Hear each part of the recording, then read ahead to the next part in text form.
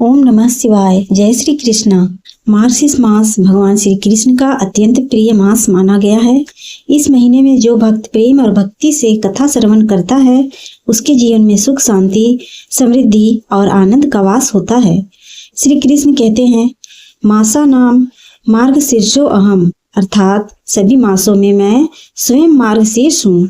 आज हम उस प्रेम को याद करेंगे जो किसी स्वार्थ से नहीं बना था, कृष्ण और सुदामा का प्रेम। यह कथा हमें सिखाती है कि सच्ची मित्रता में ना ऊंच नीच होती है, ना गरीबी अमीरी का भेद होता है। जहाँ हृदय साफ हो वहाँ भगवान स्वयं आकर खड़े हो जाते हैं। तो आइए कृपया मन को शांत करें, ईश्वर का स्मरण करें और इस दिव्य कथा का आरंभ करते हैं। श्रद्धा से बैठिए, भाव से सुनिए और भगवान श्री कृष्ण के पवित्र चरणों में अपने मन को समर्पित कर दीजिए। चलिए आरंभ करते हैं। कृष्ण सुदामा कथा अध्याय 1। मार्गशीर्ष मास का महात्म्य अध्याय 1। कृष्ण सुदामा का बाल स्नेह। प्राचीन समय की बात है। ऋषि संदीपनी का आश्रम शांत वन में स्थित था। पेड़ों की छाया, पक्षियों की मधुर ध्वनि और सरिता की कलकल धारा उस आश्रम की पवित्रता बढ़ा देती थी। इसी आश्रम में 2 बालक शिक्षा ग्रहण करते थे। एक थे द्वारिका के राजकुमार श्री कृष्ण और दूसरे थे गरीब ब्राह्मण पुत्र सुदामा। बाहरी भिन्नताओं के बावजूद दोनों के मन में एक दूसरे के लिए अथाह प्रेम और सम्मान था। कृष्ण अपनी चंचल मुस्कान और सुदामा अपनी विनम्रता के लिए प्रसिद्ध थे। दोनों साथ पढ़ते, साथ खेलते, साथ भोजन करते, जैसे 2 शरीर एक प्राण हो। एक दिन गुरु माता ने दोनों को जंगल से लकड़ियां लाने भेजा।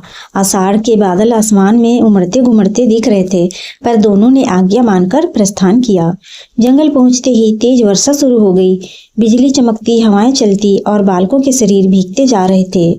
सुदामा के पास अपने लिए केवल एक छोटा सा सूखे चने का बंडल था, जिसे उसने स्नेह से अपने वस्त्रों में छिपा रखा था।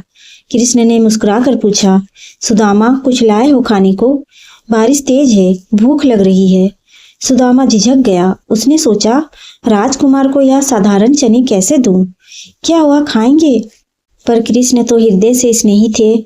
उन्होंने सुदामा के हाथों से बंडल ले लिया और प्रेम से खाते हुए बोले, मित्र, तुम्हारे इन चनों का स्वाद तो अमृत से भी मधुर है। सुदामा का मन पिघल गया।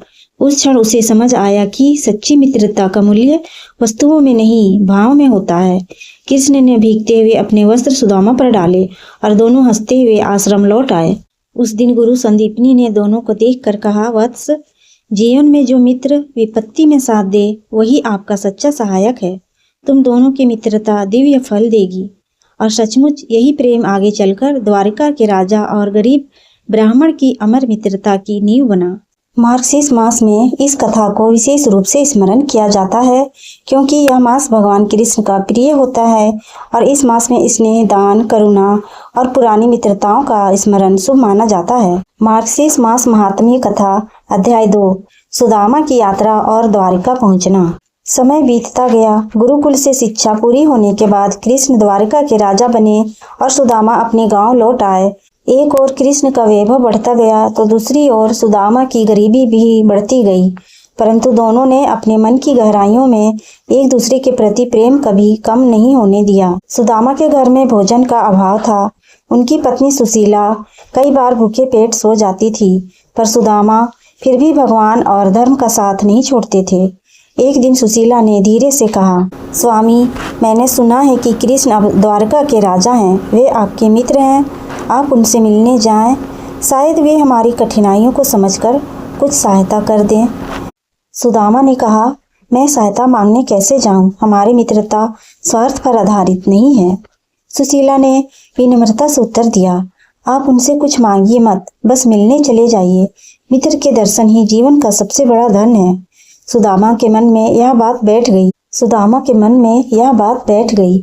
अंततः उन्होंने यात्रा का निश्चय किया, परंतु वे भला खाली हाथ कैसे जाते? सुशीला ने घर घर से थोड़ा थोड़ा चावल मांगा और 2 मुट्ठी चावल बांधकर एक छोटा सा बंडल तैयार किया। वही उनका उपहार था। सुदामा नंगे पैर, फटे वस्त्रों में, पर मन में कृष्ण के प्रति प्रेम की ज्योति लिए द्वारिका की ओर चल पड़े। रास्ता लंबा था, जंगल, नदियां, धूल, धूप, पर कृष्ण की स्मृति उन्हें थकने नहीं देती थी। चलते चलते वे सोचते, कृष्ण मुझे पहचानेंगे भी या नहीं, पर अगले ही क्षण मन से आवाज आती, सच्ची मित्रता पहचान नहीं भूलती। कई दिनों की यात्रा के बाद सुदामा द्वारका पहुंचे। द्वारका का प्रांगण सोने, रत्नों और सुंदर महलों से सुसज्जित था। ऐसा वैभव सुदामा ने जीवन में कभी नहीं देखा था। राजमहल के द्वार पर खड़े पहरेदारों ने उनसे पूछा, कौन हो तुम? सुदामा ने विनम्रता से कहा, मैं कृष्ण का बाल मित्र सुदामा हूँ, उनसे मिलने आया हूँ। पहरेदारों को विश्वास नहीं हुआ, एक गरीब दुबला पतला ब्राह्मण और राजा का मित्र। फिर भी उन्होंने भीतर सूचना भेज दी। जैसे ही कृष्ण को पता चला कि सुदामा द्वार पर खड़े हैं, वे सिंहासन छोड़कर दौड़ पड़े, नंगे पैर, आनंद से भरे हुए। उन्होंने द्वार तक जाकर सुदामा को गले से लगा लिया। प्रेम के आंसू दोनों की आंखों से बह चले। कृष्ण बोले, मित्र, इतने वर्षों बाद तुम आए। तुमने मुझे अपने दर्शन देकर धन्य कर दिया। कृष्ण ने अपने हाथों से सुदामा के पैर धोए, उन्हें राजसी आसन पर बैठाया और स्नेह से बोले, सुदामा, तुमने मेरे लिए क्या लाए हो? तुम्हारे घर का अन्न मेरे लिए अमूल्य है। सुदामा झिझकते रहे, पर कृष्ण ने प्रेम से उनके छोटे से चावल के पोटली को अपने हाथों में लिया और बड़े आनंद से खाने लगे।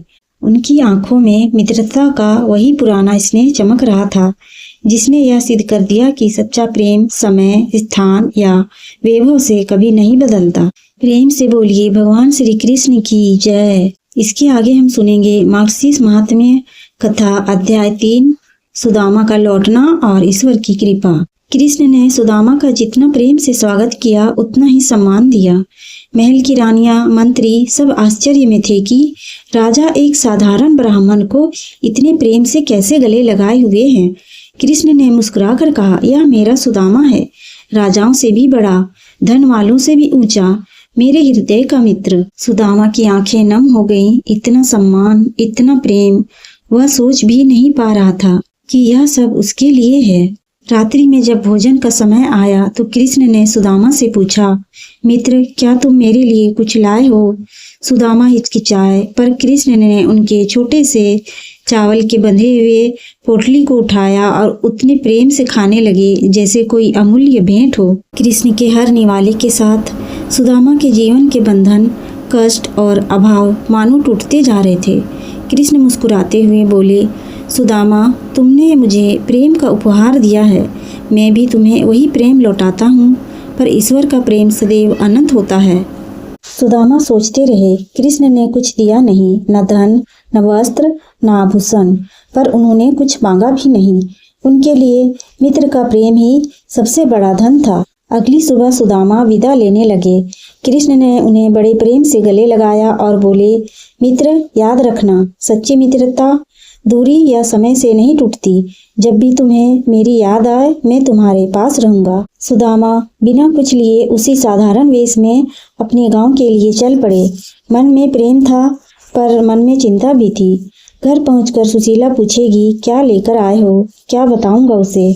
जब सुदामा अपने गांव के पास पहुंचे तो वे आश्चर्य में पड़ गए। जहां पहले टूटी झोपड़ी थी, वहां अब एक सुंदर भव्य महल खड़ा था। चारों ओर हरियाली, गाय, नौकर, सब कुछ बदल चुका था। वे धीरे धीरे अंदर गए। वहां सुशीला सुंदर वस्त्रों में सजी खड़ी थी। उसने सुदामा को देखकर खुशी से कहा, स्वामी, यह सब तो देखिए, कृष्ण ने हमें सब कुछ दे दिया और आप हाथ खाली लेकर आए। सुदामा की आंखों में आंसू आ गए। उन्होंने आसमान की ओर देखा और बोली, कृष्ण ने दिया भी तो कैसे? उन्होंने कुछ दिया नहीं, बस मेरे चावल की पोटली से मेरे जीवन के अभाव मिटा दिए। सुदामा को उस दिन समझ आया कि ईश्वर को वस्तु नहीं, मन की सच्चाई और प्रेम चाहिए। और मार्क्सिस मास में इस कहानी को इसलिए याद किया जाता है क्योंकि यह मास भक्ति, विनम्रता, दान और सच्चे संबंधों का प्रतीक है।